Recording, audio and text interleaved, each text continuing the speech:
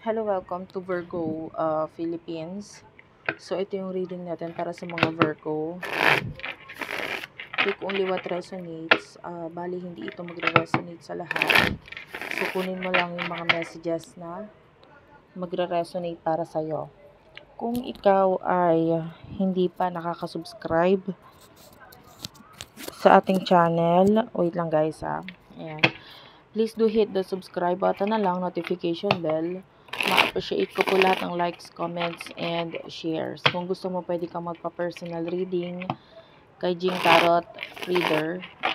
Search mo na lang siya sa Facebook. Okay, let's start your reading. Medyo ayusin ko lang yung aking ilaw. Ayan.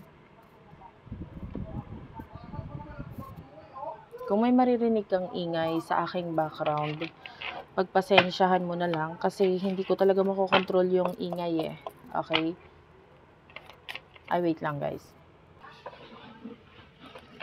Okay, sorry about that. Start na natin yung reading. Shuffle ko lang ng isa ha.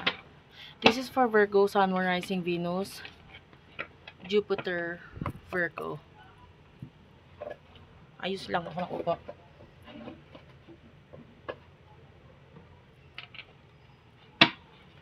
Okay, let's start.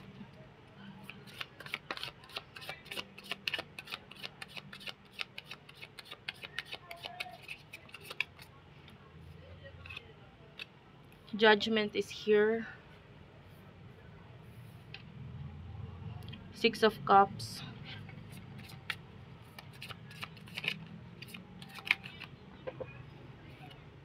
Six of Wands. And the Fool. Okay. Bottom of the deck, you do have here the Empress.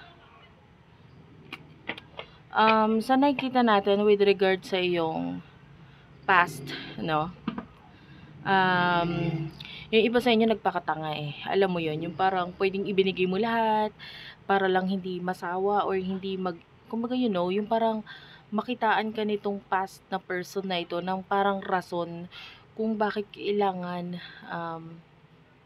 ikaw yung iba, ikaw yung ipiliin niya or ikaw yung bigyan niya ng attention. I don't know if this is a friend or yung iba may love energy dito. So, ganun, no?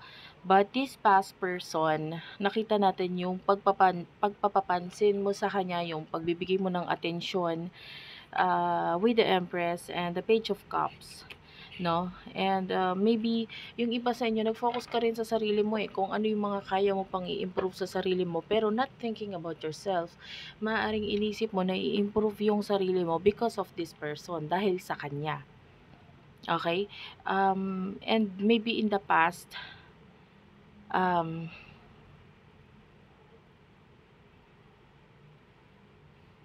nakakita ko ng ibang ng mga tao na parang nagagalit or naiinggit sa'yo. Pero hindi mo naman sila pinansin. Nakikita naman natin dito na nag-focus ka na nga lang dito sa sarili mo. And, yeah. Ko pa tayo messages.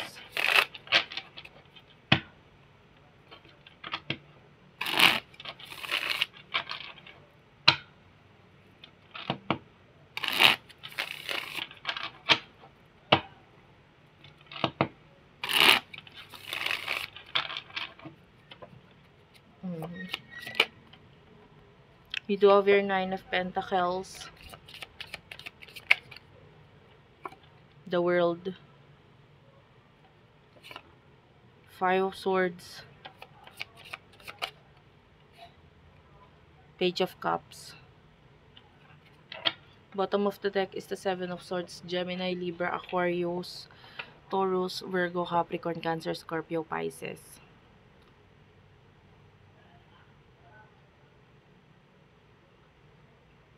In the present moment, nakakita tayo dito ng success para sa'yo.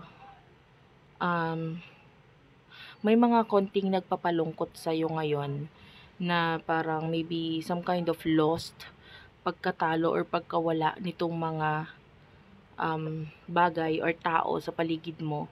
Pero with the Page of Cups, um, kung may mga nawawalang tao ngayon sa buhay mo, umaalis sila, it's because they are very immature, no?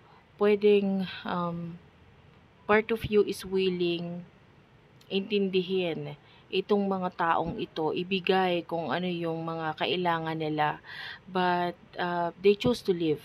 No, it's their choice. It's their choice na alis sa buhay mo. But with the world, I feel like you don't need them. Umalis or aalis sila sa buhay mo kasi hindi mo naman talaga sila kailangan, no? So nakikita natin dito, especially may nakukuha akong energy dito na magaling kumanta ha. This could be a reading. And kung meron man mga nawawala, meron ako nakikitang bumabalik. And because nare-realize nila kung ano yung mga kaya mong gawin, mga kaya mong ibigay, kesa dun sa mga hinahanap nila na hindi naman nila makuha. Okay? So, hayaan mo lang. Kung ikaw ay nalulungkot regarding dito, the Seven of Swords is here. Diba? The Star is also here. So, kung maalis sila na hindi nila nare-realize na talagang yung pangarap pala nila, yung gusto pala nila, ay nasa iyo. Or ikaw pala yun. This could be friends na nangangarap na, ay sana in the future, magkaroon ako ng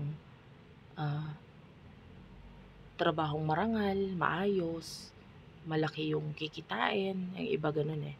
And then, not knowing, ikaw pala ay papunta ka na dun sa success mo, and maybe in the near future may business na naghihintay para sa'yo, and then sila pala yung mismong lalapit sa'yo in the future. So yun yung nakukuha natin, na hindi lang nila nare-realize sa ngayon dahil hindi pa nila nakikita, pero yung gustong pala talaga nila ay nasa sayo din.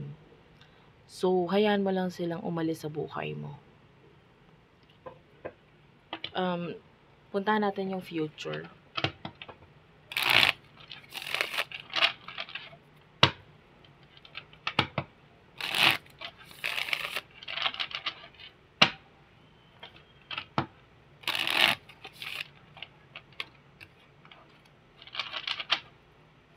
For the future,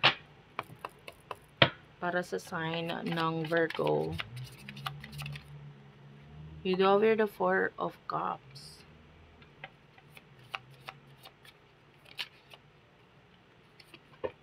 Seven of Swords.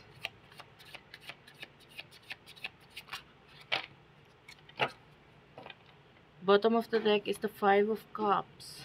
Nine of Swords. Page of Wands. Yan.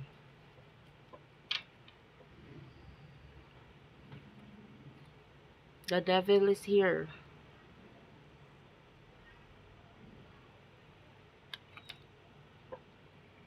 Four of Wands. King of Swords.